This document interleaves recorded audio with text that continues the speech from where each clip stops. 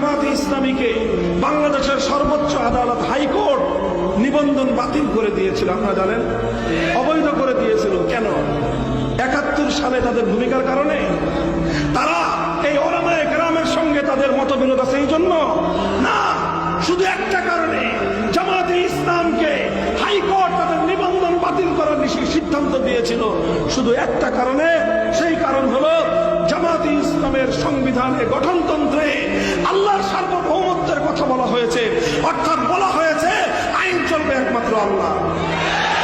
এই কথাটা তাদের সংবিধানে থাকবার কারণে বাংলাদেশের হাইকোর্ট বলেছে আমরা এদেশে আইন চালাই, মানুষের আইন, আমরা এদেশে আইন চালাই ব্রিটিশ প্রবর্তিত কুফরি আইন, সুতরাং এদেশে কুফরি আইন চলবে, আল্লাহর আইনের কথা যারা বলবে তারা রাজনীতি করতে পারবে না।